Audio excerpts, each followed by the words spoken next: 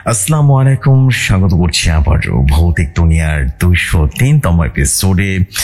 এবং নিশ্চয়ই জানেন যে আমি কিন্তু আপনাদের বলেছিলাম যে ভৌতিক দুনিয়ার নতুন সেগমেন্ট গ্রাম বাংলার ভূতের গল্প, এই শিরোনামে নতুন একটা সেগমেন্ট চালু করলাম এবং আজকে থেকে চালু করলাম। মানে প্রতি শনিবার আমার প্ল্যান থাকবে 2টি করে এপিসোড আপনাদের উপহার দেওয়ার, এবং তারই ধারাবাহিকতায় আজকে 203তম এপিসোডে কিন্তু রিলিজ করে দিলাম এবং আশা করছি আপনাদের বেশ ভালো লাগবে। আজকের গল্পটি শেয়ার করেছেন নাহিদ সরকার ভাই, কালেক্ট করেছেন কুসুম দিঘির পারে, এবং ঘটনাটি গ্রাম বাংলার ভূতের গল্প থেকে নেওয়া। এবং এই গল্পটির মূল লেখকের নাম সুব্রত দাস, এবং তিনি তার কাছ থেকে ঘটনা কালেক্ট করে সেখানে আমার কাছে পাঠিয়ে দিয়েছেন, এবং আশা করছি সুব্রত দাস ভাইয়ের লেখা গল্প আপনাদের কাছে বেশ ভালো লাগবে এবং আশা করছি বেশ ভীষণ রকম ইন্টারেস্টিং লাগবে। চলে যাই সরাসরি গল্পে আর দেরি না করে, এবং আশা করছি গল্পটিও অনেক বেশি ভালো লাগবে। চলে যাই ঘটনায়।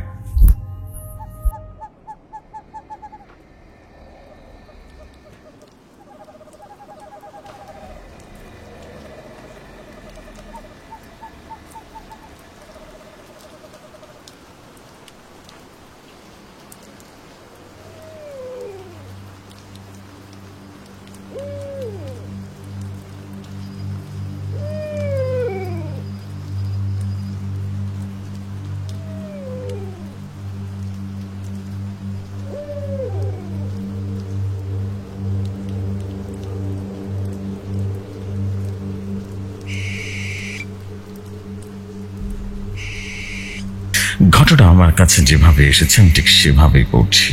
তিনি লিখেছেন, আসসালামু আলাইকুম যশোর ভাই, কেমন আছেন জিজ্ঞেস করলাম না, কারণ আমি জানি আপনি সবসময় ভালোর দলই থাকেন। আমার নাম নাহিদ সরকার, আমারও চলে এলাম আপনাদের মাঝে ভৌতিক দুনিয়ার নতুন একটি স্টোরি নিয়ে।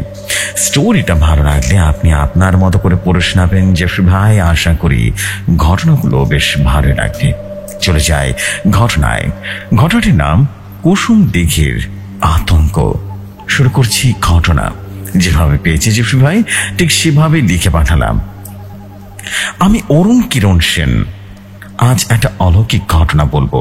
আসলে এটা ঘটনা নয়, এটা দুর্ঘটনা বলা যেতে পারে। শুধুমাত্র ঘটনার সজ্ঞানে ঘটতে দেখেছিলাম বলেই এই ঘটনাটা আরো দুজন প্রত্যক্ষদর্শী আছেন, তাই নিজেকে অন্তত বিশ্বাস করতে পারি না। সেই দুর্ঘটনা আর একজন সাক্ষী জীবন বৃত্তান্ত হয়ে বেঁচে আছে।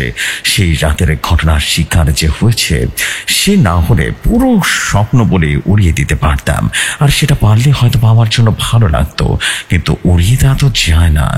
আজও দিনের আলোতে একা বসে যখন সেই রাতের কথা মনে করি, সেই শিরশিরে ভয় আমার মেরুদণ্ড দিয়ে যেন মস্তিষ্ক পর্যন্ত অচল করে দেয়। এই ঘটনাটা আমার চাকরি জীবনের প্রথম দিকের ঘটনা। বিগত 3টা ইলেকশনে গ্রামের একটা জন রীতিমতো ভোট না দিতেই প্রশাসনের সবাই নড়ে চড়ে বসতে বাধ্য হয়েছিল। এবার খবর আছে যে শুধু কুসুম দিঘি নয়, ওর পাশাপাশি ইকবালপুর, রশিদগঞ্জ, পায়রা দিঘি, মোল্লাপুর সব কয়টা গ্রামের মানুষ একজোট হয়ে ভোট বয়কট করবে। দেয়ালে পিঠ থেকে গেলে যা হয় আর কি, বেঁচে থাকার ন্যূনতম চাহিদাটুকু এদের পূরণ হয় না। এতগুলো গ্রামের মধ্যে কেবল মাত্র একটা প্রাইমারি স্কুল আর একটা বয়েজ হাই স্কুল কোনো মতে ঢুকছে। নিকটবর্তী আধমরা স্বাস্থ্য কেন্দ্র 5 মাইল দূরে। সবচেয়ে বড় কথা, রাস্তা বলে কিছুর অস্তিত্ব বর্ষাকালে অন্তত বোঝা যায় না। দল মতো নির্বিশেষে গ্রামের প্রত্যেকটা মানুষ এবার তাই এক কাট্টা রীতিমতো ভোট বয়কট করবে ঠিক করেছে। পথ দেখিয়েছে কুসুম দিঘি। সুতরাং প্রশাসন আর নেতাদের টনক নড়েছে, কারণ গ্রামগুলোর ভোটার সংখ্যা তো নেহায়েত কম নয়। বিপদে পড়লাম আমরা কজন, কারণ এইবার গ্রামগুলোতে পিচ ঢালা চওড়া রাস্তা তৈরি হবে, স্বাস্থ্য কেন্দ্রে বড় করা হবে, কয়েকটা স্কুল খোলা হবে। অল্প কথায় সারতে হলে বলি, রাস্তা তৈরির প্রাথমিক কিছু কাজের দায়িত্ব নিয়ে আমাদের ওই পাণ্ডব বর্জিত গ্রামে যেতে হবে। আর কি করার, চাকরি বড়ই বালা, এবং অফিসের সবাই পরামর্শ দিল জনপথে যে নইলে স্থলপথে যেতে, ধুলো খেতে, এবং লাইনের অবস্থা টাইট হয়ে যাবে। সঙ্গে যাবেন আমার সিনিয়র মিস্টার শ্রীবাস্তব, মানে আমাদের শ্রীবাস্তব দা। সমবয়সী সহকর্মী সুনন্দ বোস এবং ঋতিক চৌধুরী। সুনন্দ খুব বেশি কর্তৃপকর্মা ছেলে। সে খবর করে এক 16-17 বছরের ছেলেকে জোগাড় করেছে, যেটা নাকি খুব বিশ্বাসী আর বেশি ভালো রান্না বান্না জানে। তার নাম বন্টু রজক। একটা ভালো কেরোসিন স্টোভ, 10 লিটার কেরোসিন, চাল ডাল তেল নুন ঘি ইত্যাদি, চিনি চা পাতা গুঁড়ো, রীতিমতো দুধ কেটলি হাতে দিয়ে, রীতিমতো পাতিল থালা গ্লাস কড়াই খুন্তি কেটলি, অর্থাৎ পুরুষ সংসার নিয়ে আমরা যাচ্ছি। আমাদের এতজন থাকার জন্য কুসুমডিহিতে একটা মাটির বাড়ি ভাড়া করা হয়েছে। শুনেছি গ্রামের বাড়ি হলেও আমাদের বাড়ির মালিক বেশ অবস্থাপন্ন। তার সঙ্গে কথা বলে দেখি ঠিক হয়েছে সেই চৌকি বিছানায় সে আমাদের জোগাবে, কারণ সেগুলো ঘাড়ে করে বেয়ে নিয়ে যাওয়া সম্ভব নয়, অন্তত আমাদের পক্ষে তো সম্ভব নয়। আমি নিজেই কয়েকটা চাদর আর পাম্প বালিশ নিয়েছি। শুনলাম বাকিরাও আমার বাতলে দেওয়ার পথে অবলম্বন করছে। বলাই বাহুল্য, চৌকি বিছানায় ভাড়াওয়ালা বাড়িওয়ালাগুলো নেবে।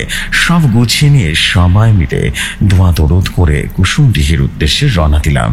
জলপথ নৌকা পথ করে 1 সপ্তাহ হয়ে গেল। নিজের পরিবার পরিজন ছেড়ে, প্রিয় আলোকোজ্জ্বল শহর ছেড়ে গ্রামে বাস করছি।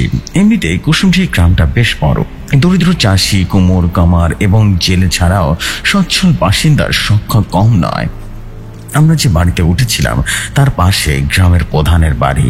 প্রধান বড়লোক মানুষ এবং তার চঞ্চলন অহংকার যেন ফুটে ওঠে। এই গ্রামে যে কয়টা পাকা বাড়ি আছে তার মধ্যে প্রধানের সবচাইতে বড় বাড়ি, যদিও বাড়িটা খুব খাপ ছাড়া ভাবে কোনো রকমের প্ল্যান ছাড়াই তৈরি হয়েছে। বাড়ির এক পাশে ওদের বাড়ির পারিবারিক মন্দির আছে, লাগোয়া চুনটি মণ্ডপে দোল দুর্ক্ষোভ সব হয়। তবে ওই সব গ্রামে কিন্তু তখনও বিদ্যুৎ যায়নি। রাত হলে হ্যাজাক আর লণ্ঠনে ভরসা। প্রায় প্রতিটি বাড়িতেই কুয়ো আর টিউবওয়েল আছে। কাছে একটা পুকুরে সবাই রীতিমতো স্নান করে। স্নান করতে নদীতে যায়। অনেকে কিন্তু শৌচালয় নেই, প্রায় কোনো বাড়িতেই নেই। মাঠে ঘাটে যেতে সবাই অভ্যস্ত। আমরা শহরে অফিসার মানুষ, গ্রামের উন্নতির জন্য এসেছি দেখে প্রধান তার বাড়ির উদ্দেশ্যে বা বাথরুম ব্যবহার করার অনুমতি দিলেন। ভুল বললাম, অনুমতি নয়, তার বাড়ির অবিবাহিত টয়লেট ব্যবহার করতে অনুরোধ করলেন। তিনি হেসে গদগদ করে বলেছিলেন, হ্যাঁ বুঝলেন, আমাদের খোলা জায়গা না, ঠিক ওই পরিষ্কার হয় না, বুঝতে পারলেন। শখ করে গাঁটের করে খরচ করে ওই বাথরুমটা বানালাম পরে, কিন্তু কেউ তো ব্যবহার করতে পারলো না। আপনারা শহরে মানুষ, আপনাদের তো মাঠ আবার চলবে না, বুঝতে পারলেন, তাই আপনারাই ব্যবহার করুন। অতিথি মানুষ বলে কথা, তারপরে আবার বড় বড় অফিসার আমাদের গায়ের উন্নতি করতে এসেছেন বলে কথা। প্রধানের কৃপায় বিরাট একটা সমস্যা মিটে গেল। তাড়াতাড়ি শুরু হয়ে গেল আমাদের কাজ। মাপ ঝোঁক ড্রয়িং এর হিসাব নিকেশ চলতে লাগলো। দিনের বেলাটা কাজের মধ্যে কোথা থেকে যেন কেটে যেত বুঝতেই পারতাম না। কিন্তু রাত নামতেই নরক যন্ত্রণা শুরু হলো। সন্ধ্যের পর গ্রাম নিকশ গেল অন্ধকারে ডিপোজিত, এবং বিশেষ করে যেদিন চাঁদ উঠত না, অত কারো অন্ধকার আমরা জীবনেও দেখিনি। আমাদের মধ্যে সুনন্দ ছিল প্রকৃতিপ্রেমী। প্রধানের চণ্ডী মণ্ডপের সামনে ঘাস জমির ওপরে শতার্থী পিছিয়ে মাথার নিচ হাতে রীতিমতো ভাঁজ করে রেখে দিয়ে চিত হয়ে শুয়ে জোর করে কখনো আমাকে, কখনো শ্রীবাস্তবকে, আবার কখনো ঋতিককে টেনে পাশে শুয়ে বলতো, একবার আকাশের দিকে তাকিয়ে দেখো, এত নির্মল ঝকঝকে আকাশ কখনো আমাদের শহরে দেখা যায়। কথাটা অবশ্য ভুল বলতো না, এবং হাঁ করে তাকিয়ে দেখতাম খুটখুটে অন্ধকার রাতের মাথার ওপরে কয়েকজন লোক কোটি কোটি কিলোমিটার উঠতে নিঃস্ব বিরাট কালো ছায়ার জন্য অজস্র নক্ষত্রের আলোয় নকশা সেজে উঠেছে। সুনন্দ আকাশ চিনত, কোনটা বৃষ রাশি, কোনটা কুম্ভ রাশি, কোনটা সিংহ রাশি, কোনটা রোহিণী, কোনটা কান্তিক, সবই অবিনয় বলে দিত। ধুলো পাউলসহীন নির্ভোগ এবং ঝকঝকে আকাশের মিল্কি ওয়ে পরিষ্কার দেখা যেত। রাত 8টার মধ্যে পুরো গ্রামটা যেন নিস্তব্ধ হয়ে যেত। তাড়াতাড়ি করে খেয়ে রীতিমতো লণ্ঠন কপি নিভিয়ে সবাই ঘুমিয়ে পড়ত। প্রধান মশাই সন্ধ্যে থেকে ওই 8টায় রীতিমতো 8টা অবধি চণ্ডী মণ্ডপে আমাদের সঙ্গে আড্ডা দিতেন। একদিন একটা কথা বলার পর তিনি বললেন, আপনারা এখন ওই কুসুমডিহির রাখিকালী মন্দিরে যাননি, তাই না? আমাদের সিনিয়র মিস্টার শ্রীবাস্তব বিগত 3 পুরুষ ধরে আমাদের রাজ্যে বাস করছেন। নিজেদের পারিবারিক অনুষ্ঠানগুলো ছাড়া সবকিছুই বাঙালিদের মতো। তিনি পরিষ্কার বাংলায় বললেন, না না না, যাবো কখন মশাই? সময় কোথায়? আগামীকাল ইলেকশনের মধ্যে যতটুকু সম্ভব তড়িঘড়ি করে আপনাদের গ্রামের কাজগুলো করে ফেলতে হবে আর কি। শ্রীবাস্তব তার কথাটা শুনে একটু চুপ করে থেকে প্রধান ভামেন সামন্ত বললেন, এই রবিবার আপনাদের আমার বাড়ির এক মোটর শাক ভাত খেতে হবে, আর আমি নিজে আপনাদেরকে নিয়ে যাবো ওই মন্দিরে। বড় জাগত মা আমাদের, বুঝতে পেরেছেন? নেমন্তন্ন বলাই বাহুল্য, আমাদের সবার মনে যেন সুখাদ্যের আশা নেচে উঠল। সত্যি কথা বলতে রন্ধন পিটোয়সী শ্রীমান মন্টু কুমারের রান্না আর মুখে দেওয়া যাচ্ছিল না। যাই হোক, পরের রবিবার সকাল সকাল স্নান করে বহুদিন পর গ্রামের বাড়ির ফুলকো লুচি, গরম গরম আলুর ছেচকি আর হালুয়ার মতো লোভনীয় সুখাদ্য খেয়ে মন্দিরে দেখলাম এবং মন্দির দেখতে গেলাম। নদীর ধার বেয়ে বেশ খানেক দূরে রীতিমতো হেঁটে তবে সে মন্দিরের দর্শন পেলাম। বহু যুগের পুরনো মন্দির, পাথরে তাই ঠিকই রয়েছে। মন্দিরের গায়ের ওপরে কারো কাজ অনেক জায়গায় ক্ষয়ে নষ্ট হয়ে গেছে, কোথাও কোথাও চোট পেয়ে গেছে, পাথরের ঢালি খসে পড়েছে, চালটাও উঠে গেছে। বহু বছরের পুরনো মন্দির হলেও অনেক ভক্তের আনাগোনা আছে, সেটা বেশ বোঝা যায়। সিঁড়ি বেয়ে মন্দিরের চাতালে আবারও উঠে মূল দরজার দিয়ে রীতিমতো ঢুকে সিঁড়ির নিচের গর্ভগৃহে নেমে গিয়েছে। মন্দির গর্ভগৃহে বেদির ওপরে একটা এবড়ো থেবড়ো পাথরের ওপরে দেবীর সোনা মাত্র ত্রিনয়ন এক জীব খোদাই করে বসানো আছে। এই পাথরে মূর্তি রূপে পূজিতা হন এবং মন্দিরের গর্ভস্থ ভিজে রীতিমতো স্যাঁতস্যাঁত হয়ে গেছে। এক কাঁদা লাল জবা ফুলের মালা দিয়ে পাথরটা প্রায় ঢাকা। চারদিকে ধূপধুনো এবং কর্পূরের গন্ধে ভেতরে আকাশ বাতাস যেন ভারী হয়ে গেছে। বেশ কিছুক্ষণ থাকতে ঝিমঝিম করে, যে কোনো হাঁপানো রোগীর রীতিমতো শ্বাসকষ্ট শুরু হয়ে যেতে পারে। অল্পক্ষণের মধ্যেই আমরা বের হয়ে এলাম। ছোট তালা বন্ধ করে কাঠের প্রণামী বাক্স ছিল, সবাই সেটার গর্তের মধ্যে টাকা ঢুকিয়ে দিলাম এবং শহরের মানুষ আমরা এতটা হেঁটে বেশ হাঁপিয়ে গিয়েছিলাম। মলিন হয়ে যাওয়া শ্বেত পাথরের চাতালে রীতিমতো মন্দিরের ছায়ায় বসলাম। নদী থেকে ঠান্ডা মন ভালো করে বাতাস বইছে। বসে থাকতে থাকতে একটু দূরে চোখ চলে গেল। কালচে রঙের একটা ভগ্নস্ত কিছু একটা ধ্বংসাবশেষ যেন মনে হচ্ছে। দেখি সুন্দর এক দৃষ্টিতে সেদিকেই চেয়ে আছে। আমি প্রধানকে জিজ্ঞেস করলাম, ওটা কি ভুবনবাবু? ভুবনবাবু উত্তর না দিয়ে বললেন, আপনারা এবার ফিরে চলুন, সূর্য মামা কিন্তু উঠে গেছে, বুঝতে পেরেছেন? এরপরে গরমে কিন্তু আর হাঁটা যাবে না। তিনি যেন প্রসঙ্গ বদলে কিছুটা চেপে গেলেন। মনে হলো কি যেন একটা লুকোচ্ছেন উনি। কেন লুকোচ্ছেন বুঝতে পারলাম না। ফেরার সময় দেখলাম সুনন্দ বারবার ঘাড় ঘুরিয়ে ধ্বংসস্তূপ বা সেই ধ্বংসস্তূপটা দেখছে। সত্যি বলতে কোনো ঐতিহাসিক কিছুতে কোনোদিন আমার কোনো আকর্ষণ ছিল না। ইতিহাস বিষয়টা আমার কাছে চিরকাল বিভীষিকা ছিল। ভাঙাচোরা কোনো কিছুর বাড়ি আর নিজ জিনিসপত্র মানুষের কোনো ইন্টারেস্ট হয় কে জানে। ফিরে এসে হাত পা ধুয়েছি। বেশ খানিকটা পরে ভাবিনবাবুর ছেলে খেতে ডাকলো, হ্যাঁ ছোকরা, এই গ্রামের প্রাইমারি স্কুলের মাস্টার, বুঝতে পারছেন? বয়স কিন্তু কম। কথায় কথায় জানা গেল আজ ওর জন্মদিন। যা, এখন আর কি করা যায়? উপহার দেওয়া যায় নাকি? এই গণ্ডগ্রাম উপহার দেওয়ার মতো কি কিনবো, কোথা থেকে কিনবো, ইনি আবার ভালো রকমের রাজনীতি করেন। চাকরিটা সেই সুবাদে কিনা কে জানে। আমাদের আফসোস শুনে রীতিমতো মিষ্টি করে হেসে বলল, আমাদের রাস্তা হেলথ সেন্টারে স্কুল। খুব ভালো করে শুনবেন, বুঝতে পেরেছেন? এর সাথে বড় উপহার আর কি হতে পারে? মনে মনে ভাবলাম, জিও বেটা জিও, তোমারই হবে। বাপ প্রধান হয়েছেন তুমি, অবশ্যই এমএল কিংবা এমপি তো হবেই হবে। সোনাহীন ঝকঝকে রীতিমতো কাঁসার থালায় বাটি উপর করা ভাত, কর করে আলু ভর্তা, গাঢ় মেরুন রঙের শাক ভাজা, নারকেল কেরা দেওয়া ঘন সোনা মুখের ডাল এবং রুই মাছের কালিয়া, ইলিশ মাছের পাতুরি এবং মাচার ঘন্ট, খাসির মাংস, ঘরে পাতা ঘাটের দুধের দই, রীতিমতো বৃষ্টি পায়েস, চাটনি। ওহ, একেবারে মরকাটারি ব্যাপার। খাওয়ার শেষে আমাদের এই ক্রেনি করে তুলে দেওয়ার জন্য যেন অবস্থা হলো, কিন্তু সুনন্দ দেখলাম তেমন কিছু খেলো না। খানিকটা শুকনো ভাত নাড়াচাড়া করে উঠে পড়লো। ধুস, সবার পেটে সব সময় সয় না রে ভাই। ওর জন্য মিন্টু আলু আর বেগুন ভাজি সবচেয়ে ভালো ছিল। সবচেয়ে বড় সুখবর হলো প্রধান গিন্ডির নিচে আবার রাতে খাওয়ার জন্য নেমন্তন্ন করলেন। পাশাপাশি দুটোর বাটির রীতিমতো ঘরে দুটো চৌকিতে আমরা 4 জন ঘুমিয়ে পড়েছি।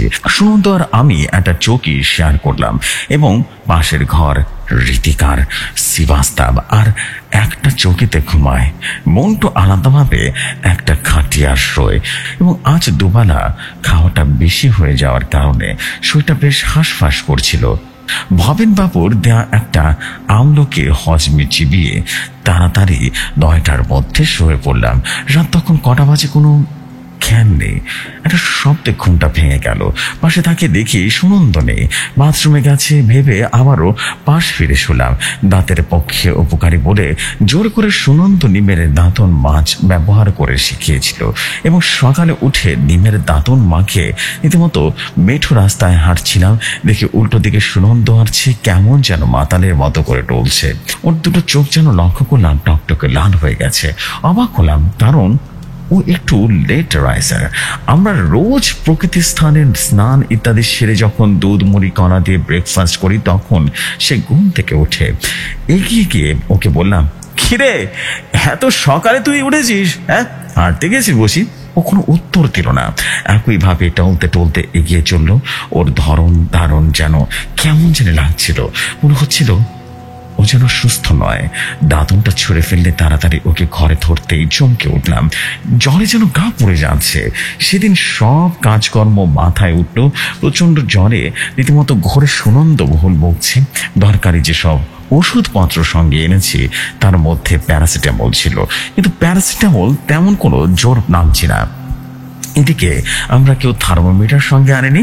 হাতের আন্দাজে উত্তাপ বুঝতে পারছি। প্রধানের বাড়িতে খোঁজ করেও সেটা পাওয়া গেল না। সন্ধ্যের দিকে জ্বরটা অদ্ভুতভাবে নিজের থেকে সরে গেল। এখানে একটা জিনিস ভাল লাগে, সেটা হলো সব কিছুই টাটকা আর খাঁটি। গরুর দুধ, ফল, সবজি আর মাছ সবই টাটকা।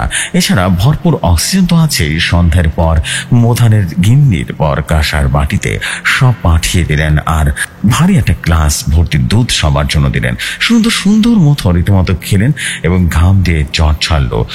ভবেন বাবু এক কথা সে কথা বলে কুসুমডিহির ইতিহাস বলতে শুরু করলেন। সঙ্গে তার পুত্রও ছিল এবং শ্রীবাস্তবদা হঠাৎ প্রশ্ন করলেন, আচ্ছা ওই মন্দিরের কাছে ওই ভাঙা বাড়িটা কার বলুন তো? দেখে তো মনে হচ্ছে একটা বিশাল প্রাসাদ ছিল। উনি চমকে উঠে প্রথমে কোনো উত্তর দিলেন না।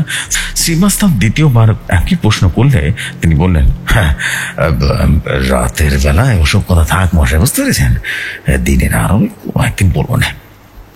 আর কিছুক্ষণ গল্প করে ভবেনবাবু উঠে গেলেন। উনি চলে যাওয়ার পর মানে ভবেন বাবুর সুপুত্র পকেট থেকে সিগারেটটা বের করে আমাদের অফার করলো। আমি আর সুনন্দ স্মোক করি না, রীতি কখনো কখনো খায় আর সেই প্রস্তাব হিসেবে 5-6টা খান। দিনের বরাদ্দ সে সিগারেটটা পটার কাছ থেকে রীতিমতো নিয়ে আমারও এক কথা জিজ্ঞেস করলো, দেখুন শুধু আমার বাবা নয়, আশেপাশে কোনো গ্রামের বয়স্ক এমনকি ইয়াংরাও এই রাতের দিনে কিন্তু মুখ খোলে না। সব কুসংস্কার আর কি। ইতিহাস পড়ে ধ্বংসস্তূপ জগতের শেঠের দূর সম্পর্কের আত্মীয় মনোহর শেঠের মন্দিরটাও নাকি তাদের আমলে প্রতিষ্ঠিত। তার প্রাসাদের মতো বাড়ির লোকজন আর তার সাথে ভর্তি ছিল, বুঝতে পেরেছেন? 3 স্ত্রীর 8টি ছিল আর 4টা মেয়ে ছিল।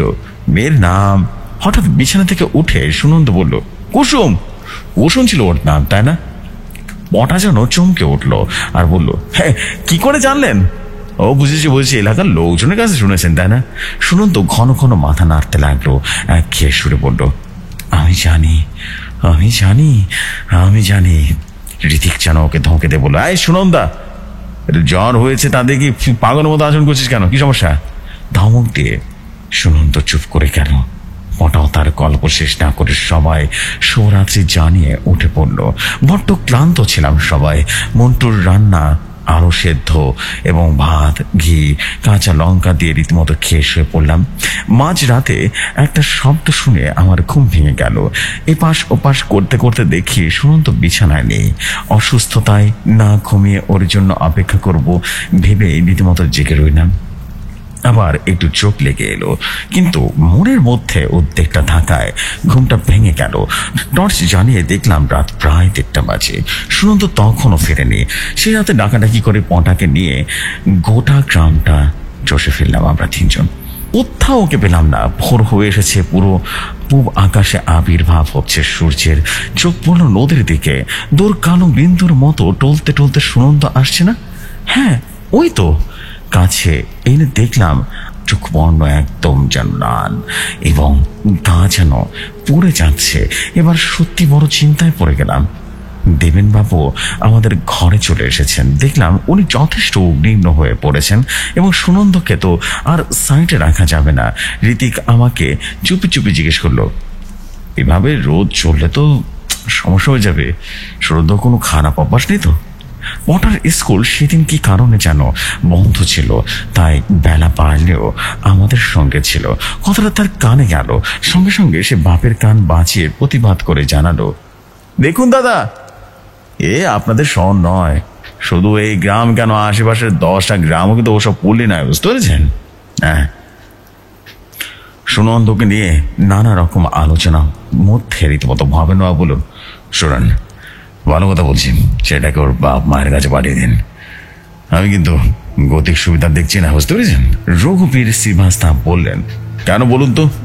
এটা তো ম্যালেরিয়া নয় বলে মনে হচ্ছে। তবে জ্বরটা কিসের? আপনার গ্রামে এরকম জ্বর হয় নাকি? রোগটা কিছু আছে? ওকে হেলথ কেয়ার সেন্টার নিতে হবে। আপনি বরং একটা গরুর গাড়ির ব্যবস্থা করে দিন প্লিজ। ভবেন বাবু শখেতে বললেন, হেলথ কেয়ার টেয়ার বাপ হবে না, এখানে ডাক্তার নেই। আজ 3 বছর হলো কোন ডাক্তার নেই, বুঝতে পেরেছেন? একজন কম্পাউন্ডার আছে, কিন্তু এই ব্যাটা একেবারে মূর্খ। আমার সার ওষুধ ছাড়ার কিছু দিতে পারে না। রোগ জটিল না হলেও আমাদের শহরে ছুটে দিতে হয় ডাক্তারের জন্য, বুঝতে পেরেছেন? সে কথা থাক, ও আর বলেন আপনি। আমি বলছি এই ব্যাপারটা কিন্তু জ্বরে সারবে না।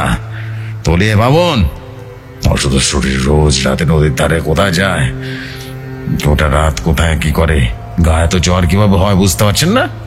শ্রীবাস্তব চিন্তিত হয়ে বললেন, আমি না সত্যি কিছু বুঝতে পারছি না, একটু খুলে বলুন না। ওরে, কুসুম ডেকিতে নিয়ে যায়, এখনো বোঝেন নাই তাই না? হ্যাঁ। শ্রীবাস্তব যেন চমকে উঠে জিজ্ঞেস করলেন, মানে কি বলছেন আপনি? এই কুসুম আবার কে, কোত্থেকে আসলো? হ্যাঁ। তিনি তখন বললেন, এই কুসুম দিহির কুসুম, সেদিন সে ভাঙা প্রাসাদে দেখেছিলেন না? তার মালিক মনোহর শেঠের মেসমে কুসুম, বুঝতে পেরেছেন? শ্রীবাস্তব দা বাঁ হাতে চশমাটা খানিকটা খুলে পিট পিট করে চেয়ে দেখে ঝাঁঝিয়ে উঠে বললেন, সাত সকালে ভূতের গল্প বলছেন নাকি? হ্যাঁ, এই মশাই কি সমস্যা? রাতে সময় করে শুনবো না? এখন সময় মুড নাই, বুঝতে পেরেছেন? এসব ভুয়া গল্প, ভুয়া ভূতের গল্প বলে কোনো লাভ নেই, বুঝতে পেরেছেন?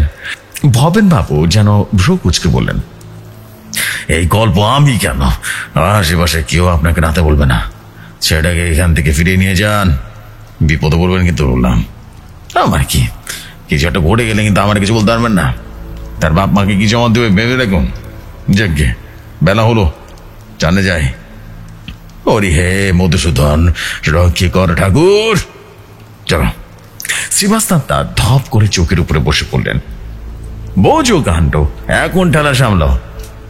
সেদিন আমি আর ঋতিক রাতে পটার সঙ্গে কথা বলে শুনলাম রোজ রাতে সুনন্দ কোথায় যায়, কিছুতেই যেন বলল না। একবার তো আমরা কটমট করে চেয়ে নিজের চরকায় তেল দিতে বলল। ওর সঙ্গে আর কথা না বাড়িয়ে শুয়ে পড়লাম, তবে ঘুমালাম না। অপেক্ষা করতে করতে এক সময় চোখের পাতা দুটো জড়িয়ে এলো। হঠাৎ দরজার মৃত আলোয় মৃত আওয়াজে যেন জেগে উঠলাম। সুনন্দ ঘর থেকে বেরিয়ে যাচ্ছে। পাশের ঘরে গিয়ে ঋতিককে টোকা দিয়ে বললাম। উঠোনে নেমে পটারে জানালার টর্চের আলো ফেললাম। দেখে সে জেগেছিল। জানলাটা দিয়ে হাত নেড়ে নিস্তব্ধে বাড়ির কাউকে না জাগিয়ে বের হয়ে এলো। হাতে একটা 3 ব্যাটারি টর্চ, অন্য হাতে একটা মোটা বাঁশের লাঠি। পথে পটা ফিসফিস করে বলল, আজ চিঠিয়া খুব খুব ক্ষীণ চাঁদের আলো, ভালো করে কিছু দেখা যাবে না। আপনারা নতুন পথঘাট চেনেন না, সাবধানে যান, বুঝতে পেরেছেন? আমাদের সামনে সুনন্দ যেন হাওয়ায় ভেসে ভেসে চলছে। প্রায় 50 হাত দূরে থেকে ওকে আমি অনুসরণ করছি, কিন্তু দূরত্ব যেন ক্রমেই বেড়ে বেড়ে যাচ্ছে। ঋতিকে ফিস ফিস করে জিজ্ঞেস করলো, ওকে একবার ডাকো নাকি? ওটা বললো, এই না না না, একদম না একদম না, পরিকল্পনা কিন্তু ভেস্তে যাবে, কোথায় যায় কি করে বোঝা যাবে না। অনুসরণ করতে করতে যেন মন্দিরের কাছে চলে এসেছে। সুনন্দা মাঠে নেমে পড়েছে, খুব সাবধানে পা ফিরে চড়েছে। দূরে, অনেক দূরে কোথাও যেন কাঁদছে, খুব ক্ষীণ হলেও বড় বুক নিরাঙ্গ সেই কান্নার আওয়াজ। কোথায় যেন বহা অকল্যাণ কিছু ঘুরছে। কাছেই শেরদের প্রাসাদের ধ্বংসস্তূপ।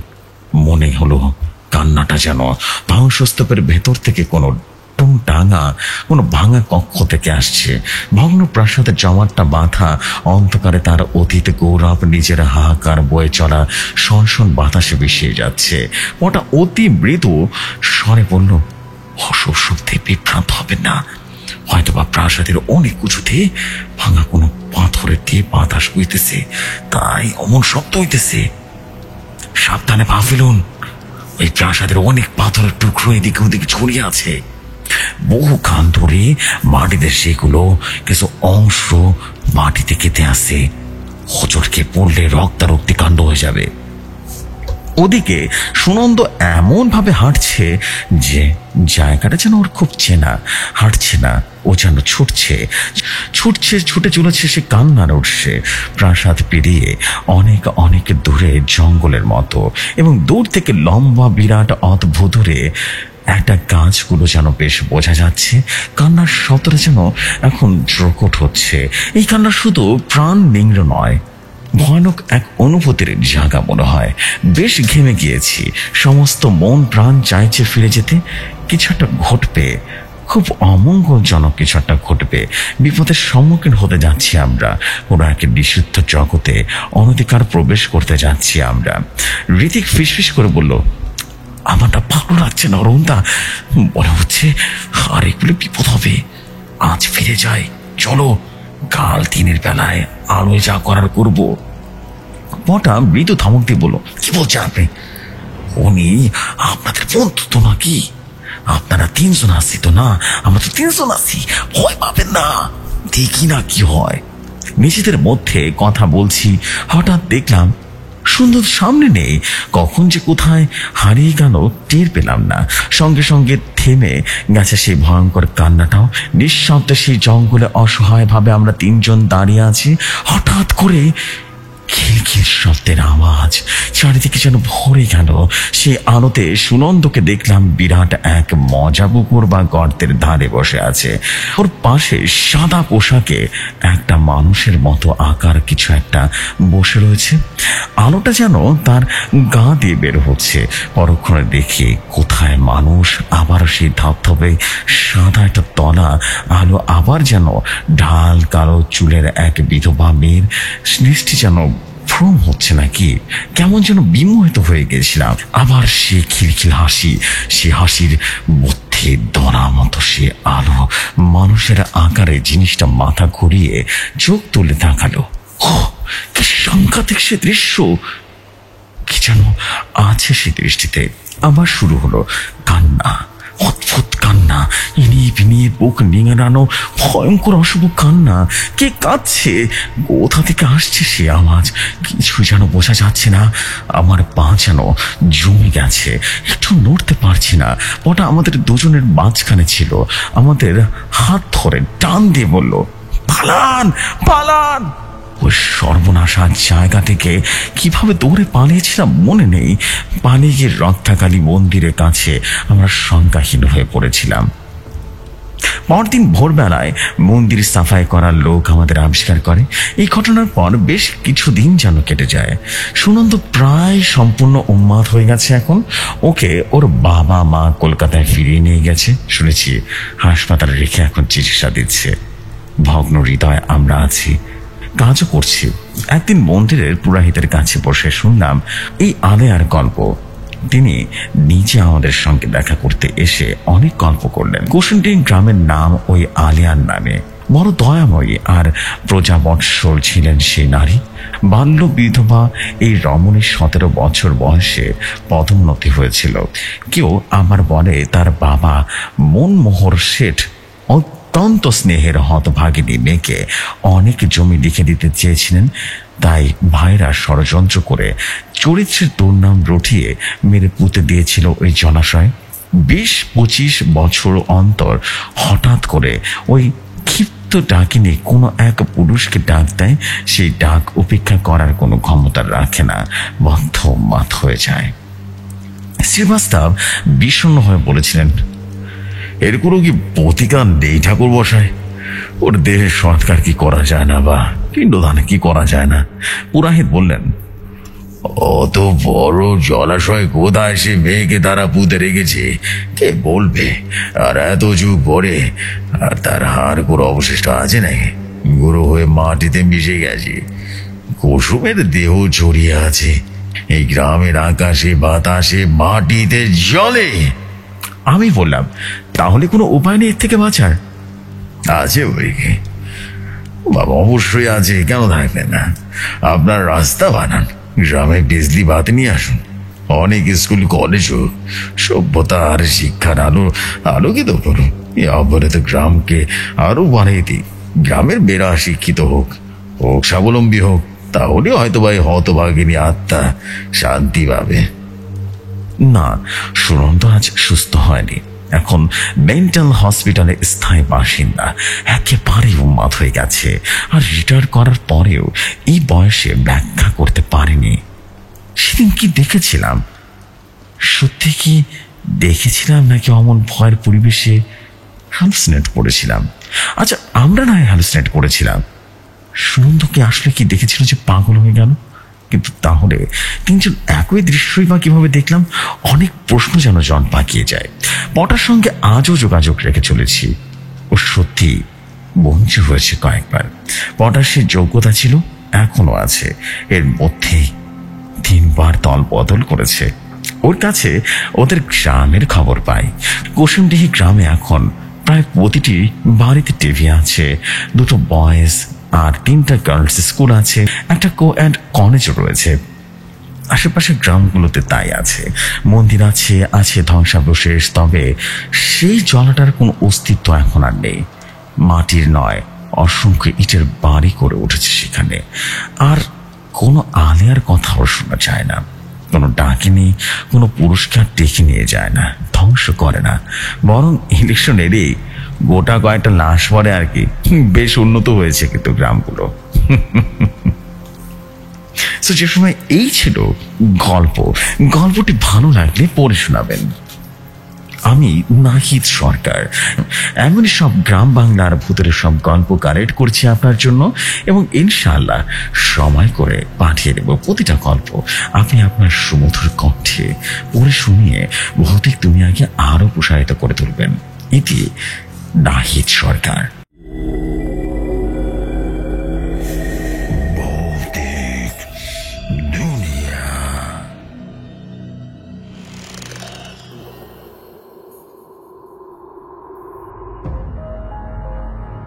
Hey ভাইয়া, নাহিদ সরকার ভাই। What a beautiful, interesting story. My goodness, অনেক সুন্দর একটা স্টোরি ছিল, মাশাআল্লাহ।